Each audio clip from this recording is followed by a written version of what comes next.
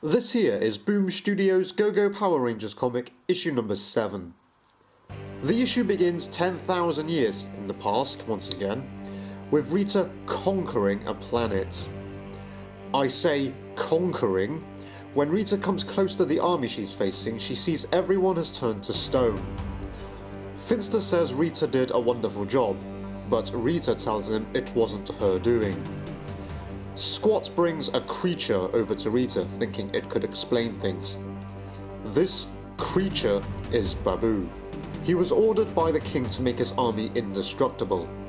Babu made a potion and warned the king of how dangerous it was. He and the army consumed the potion and they all turned to stone. Rita spares Babu from death as she feels she could use a potion maker like him. As before, it's nice to get a backstory to see how Babu came to join forces with Rita. Now, back to the present at Angel Grove High. Billy is telling the Rangers he wants to quit the team. Zack is literally up in arms over the decision, whilst Jason tries to appeal to Billy that they should develop their fighting instincts together. Billy has already made up his mind though, and informs the others that he thinks Matthew would make a better Power Ranger. Trini is stunned to hear the idea, and Zack's not sure either because of his recent behaviour, because he's a fake. Jason immediately thinks this was Kimberly's idea because he assumes she just wants her boyfriend on the team. That's a bit harsh from Jason in my opinion. Anyway, Billy tries to defuse the situation after Kimberly began to talk back. Billy finally reveals the reason he was late for the battle with Goldar was due to his interview at Promethea. Jason wants Billy to remain on the team, so Billy says he will stay if they want him to, but he still thinks that Matthew is better Ranger material. Next, we see Matthew and Jason in a sparring session.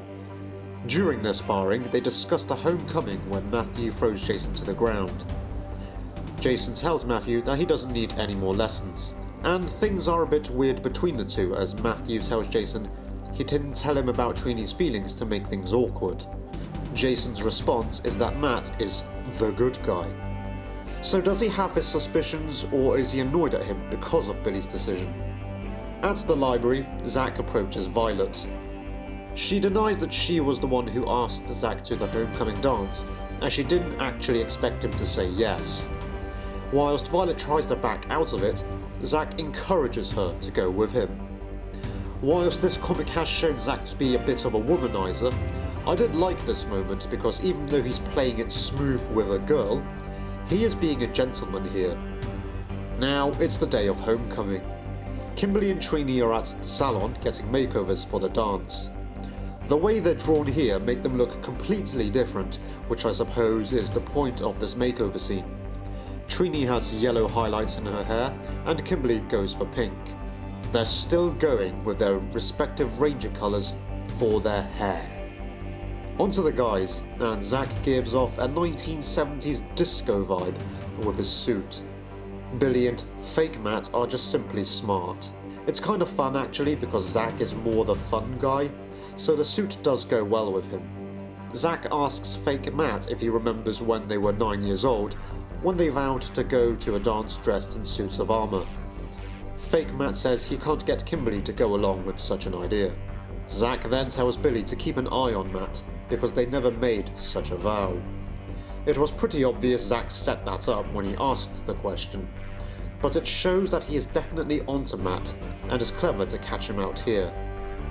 On the moon, Squat takes food to the real Matt. He's serving him eyeballs, but Matt slams Squat against the wall, revealing he escaped with the fork that was dropped previously. Matt is pretty brutal with his threat, as he demands Squat to get him out of there, otherwise he'll cut Squat's throat. Whilst Squat was initially reluctant to help Matt escape, Matt was able to convince him to help him escape quickly, so he can pass the blame onto somebody else. It does make me wonder whether Squat would rat out Babu, or even Goldar. Back on Earth, Fake Matt and Billy go to pick up Kimberly and Trini. Both the guys are wowed by their appearance as they come down the stairs. It's quite the transformation compared to how we see them in the comics. We then jump to the dance where Zack and Violet meet up with the others. It's all new to Violet as she's not used to being with a big group of friends. So it is nice that Zack took her along because he's including Violet in the group and possibly expanding her social circle. Jason though is still not there yet because he thinks it's weird going there to hang out with his friends and without a date. So the other Rangers are having quite a bit of fun, and Bulk and Skull are doing alright with their dates as well. Violet asks why Zack agreed to attend with her. His answer is simply because she was the one who cared enough to write a riddle to him. So it's not because of looks or even feeling sorry for her, but he appreciates the effort that Violet put in. Billy apologises to Trini that she's dancing with him and not Jason, so clearly he knows that something is going on between them.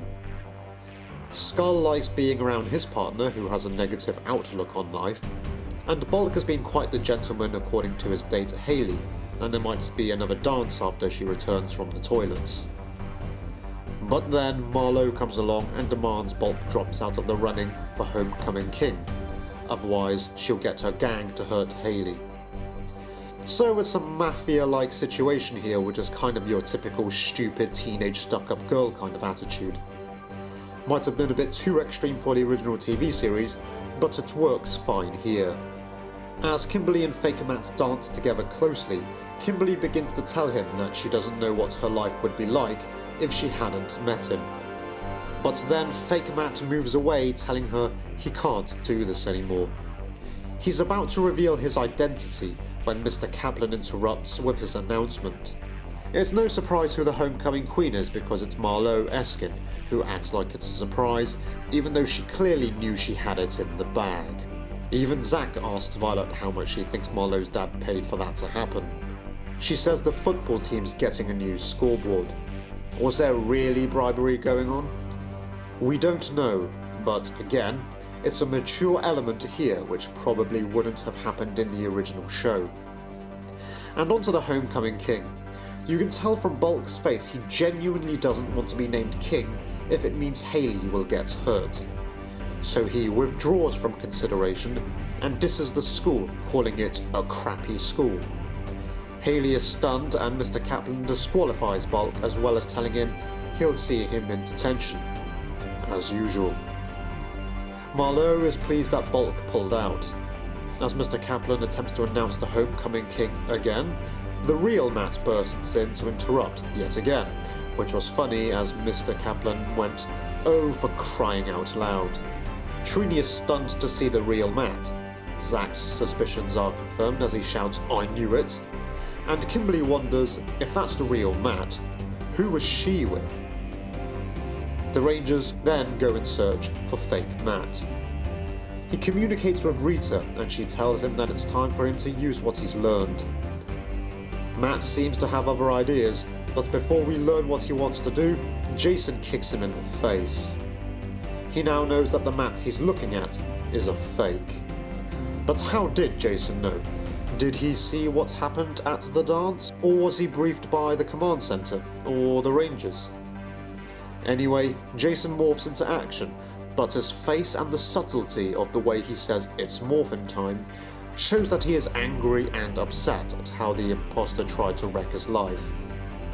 I really liked this morph because it feels real, rather than on the TV show where the Rangers felt like they had to shout, "It's morphin' time," almost every episode with excitement.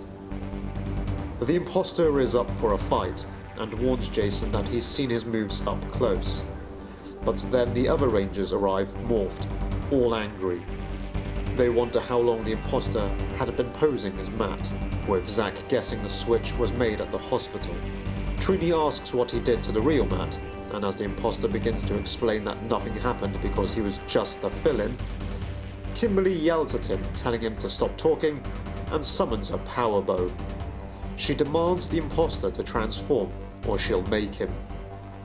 As the imposter tries to explain, Kimberly fires off an arrow. It penetrates fake Matt, and he says, "Point taken."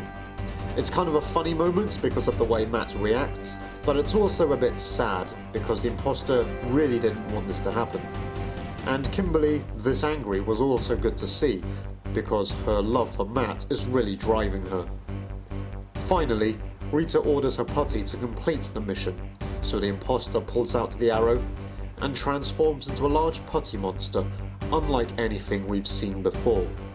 It'll be good to find out next issue what the reasoning is behind this putty's form, because there are human and monster faces on it. This issue was quite enjoyable, as Fake Matt's real identity has been exposed. I also liked some of the more serious moments in seeing how the Rangers reacted emotionally to finding out that the real Matt had been abducted. And I also liked the potion maker reference because in a TV series, we knew Babu could make potions.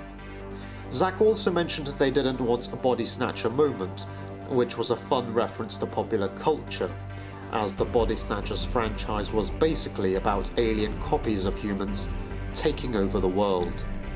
In fact, one of the Body Snatchers films, simply called Body Snatchers, was released in 1993, which is when Power Rangers was launched. So overall this story was fun at times, but also a serious one.